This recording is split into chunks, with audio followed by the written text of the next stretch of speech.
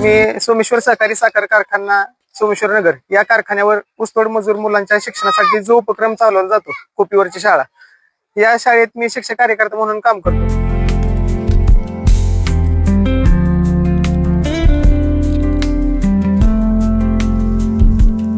April 2013 साली राज्यामध्ये नवीन शिक्षण हक्क कायदा लागू झाला. या कायद्यामध्ये समाजातील वंचित घटकातील मुलांच्या शिक्षणाची जबाबदारी स्थानिक जिल्हा परिषद शाळांवर दिली गेली.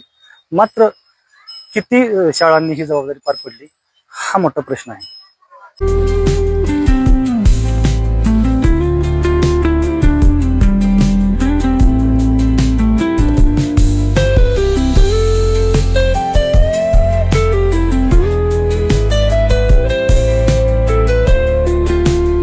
दोन 2005 ते 2015 या कालावधीत जनार्थ शिक्षण संस्थेने राज्यातील तब्बल 20 ते 25 साखर कारखान्यावरती साखर नावाची शाळा सुरू केली. या शाळेच्या माध्यमातून राज्यातील ऊस तोडणी कामगारांच्या मुलांना शिक्षण दिलं जातं.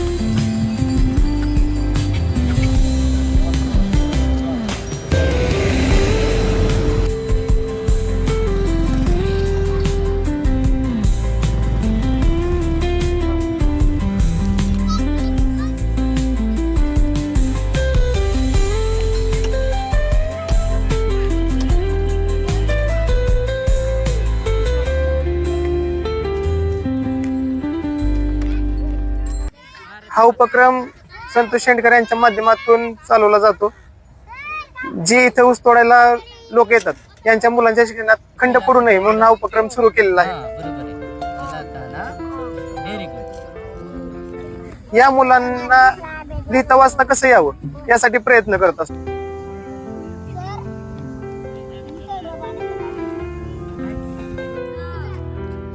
तर जेव्हा आम्ही सर्वे केला तर या सर्वेत 1ली ते 8वीचे 225 मुलं आम्हाला या सर्वेत आढळली आणि या 225 मुलांसोबत 7 शिक्षक कार्यकर्ते आम्ही काम करतो. यात 4 पुरुष आहेत आणि 3 महिला कार्यकर्ते आहेत.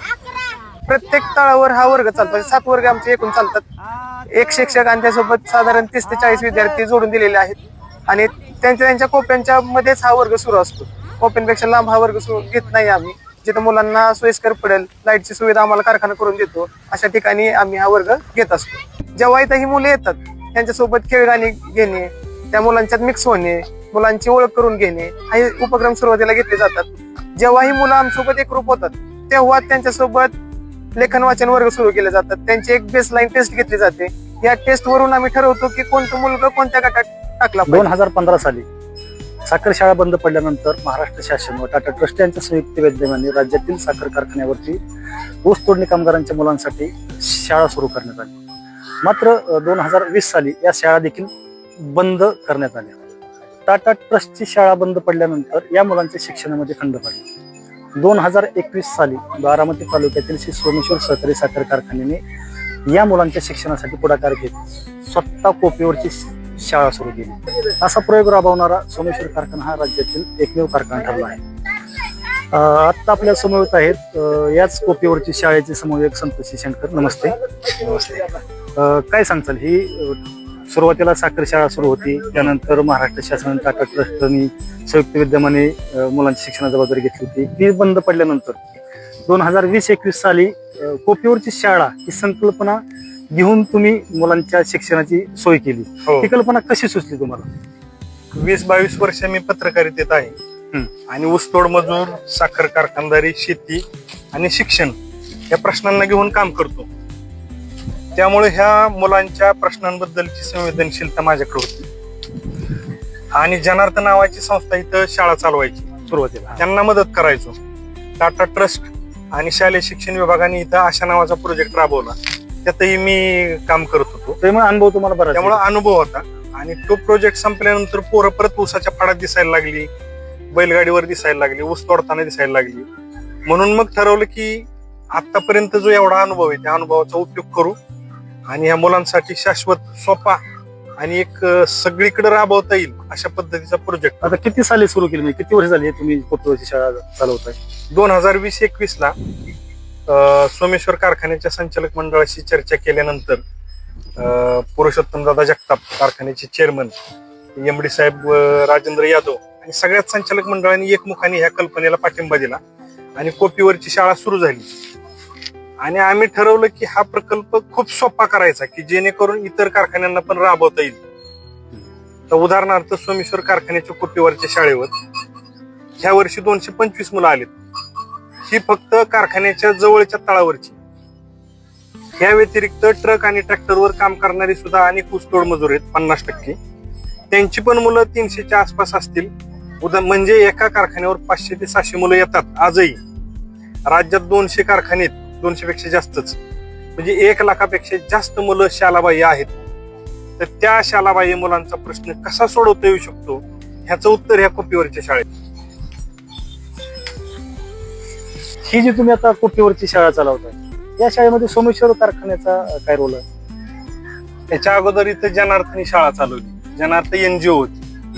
त्यानंतर टाटा ट्रस्ट आणि शिक्षण विभागाने एक प्रयोग म्हणून 5 वर्ष चालवली. तो पण त्यांचा रोल होता, कारखाना फक्त सहयोगी होता. आता हा जो कोपीवरचा शाळा प्रोजेक्ट आहे हा निव्वळ साखर कारखान्यांनी चालवलेला राज्यातला पहिला प्रोजेक्ट आहे. आणि ही शाळा नाही, शिक्षण हक्क कायद्यानुसार कुठलाही कारखाना साखर शाळा किंवा शाळा चालवू शकत नाही. हा अभ्यास वर्ग आहे आणि हा संध्याकाळी 5 ते 9 ह्या वेळेत चालतो. आता राज्य शासनाची काय मदत होती का आता या कोपीवरच्या शाळेला आपल्या? सगळं कारखानाच बघतो. कारखान्याला साखर आयुक्तालयाचं पत्र असतं, समाज कल्याणचं पत्र असतं की मुलांच्या शिक्षणासाठी करा. पण राज्यातले सगळेच कारखाने करत नाहीत. सोमेश्वरनी इनिशिएटिव्ह घेऊन हा प्रोजेक्ट उभा केलाय. इथं जे शिक्षक कार्यकर्ते नेमलेले आहेत त्यांचं मानधन सोमेश्वर कारखाना देतो. ह्या ऊसतोड मजूर मुलांचं गॅदरिंग सोमेश्वर कारखाना घेतो. मुलांचं लसीकरण, आरोग्य शिबिर, गर्भवती मातांचं लसीकरण, स्तनदा मातांचा आहार, ह्या सगळ्या गोष्टींची काळजी आरोग्य विभागामार्फत, ग्रामपंचायत विभागामार्फत, तालुका आरोग्य अधिकारी मार्फत कारखाना घेत असतो. तसं पाहिलं तर ऊस तोडणी कामगारांच्या मुलांच्या शिक्षणाचा प्रश्न फार गंभीर आहे. याकडे गांभीर्याने सर्वांनीच पाहिलं पाहिजे. तुमच्या मते यावर काय उपाययोजना करता येतील? आता सध्या सरकारी शाळा सलाईनवर आहेत. जिल्हा परिषद शाळा झालं, हायस्कूल झालं, शिक्षकांच्या शालाबाह्य कामांचा प्रश्न आहे, रिक्तता आहे, शाळा बंद पडत चालल्यात. ह्याच वर्षी विधान परिषदेतच उत्तर दिलं सरकारने की शेकडो शाळा बंद पडल्या आहे. त्याच मुलांचा प्रश्न इतका गंभीर झालाय तर त्यावरूनच या स्थलांतरित मुलांच्या शिक्षणाचा प्रश्न किती गंभीर असेल ह्याची कल्पना आपल्याला येईल. शासन दरवर्षी सोपस्कर पार पाडतं, परिपत्रक काढायचं, शालाबाह्य मुलांचं सर्वेक्षण करा. पण तो सोपस्करच होतो ह्या ऊसतोड मजुरांच्या मुलांपर्यंत, कोप्यापर्यंत, वीटभट्टीपर्यंत, दगडखानीपर्यंत, बांधकामापर्यंत, इमारतीपर्यंत, दलित वस्तीपर्यंत कुणीही पोचत नाही.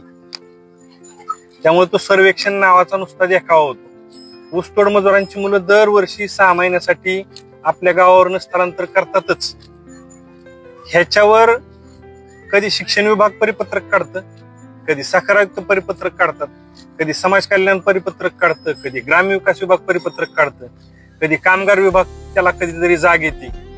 पण ह्या प्रत्येकाने वेगळं वेगळं पत्र काढून उपयोग नाही. ह्या सगळ्या विभागांनी एकत्र मिळून प्राधान्याने हा प्रश्न सोडवला पाहिजे. पण ऊसतोड मजुरांची मुलं किंवा स्थलांतरित कुठलीच मुलं किंवा शालाबाह्य मुलं हा इथल्या सरकारच्या प्राधान्याचा प्रश्नच नाही. शिक्षण विभागाच्या सुद्धा प्राधान्याचा प्रश्न नाही आहे. ही व्यवस्थाच टिकवण्याचं त्यांच्या पुढे आव्हान आहे. तर हा प्रश्न प्राधान्याचा झाला पाहिजे.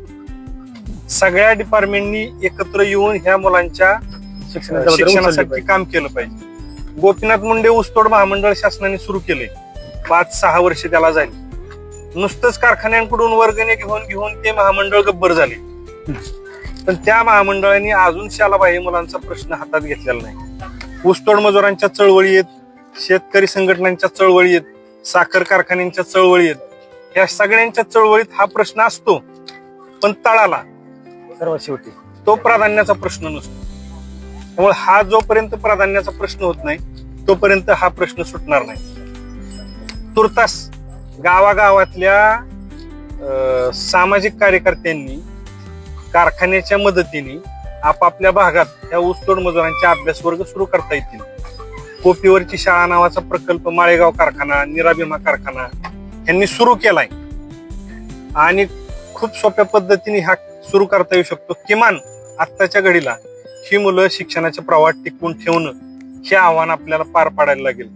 कारण आता प्रत्येक कारखान्याकडे हार्वेस्टर आलेत. मांजरा कारखाना तर 100% हार्वेस्टरने ऊस तोडतो. पुढच्या 10 वर्षांनी छोटे हार्वेस्टर पण येतील आणि रोबोट ऊस तोडायला येतील.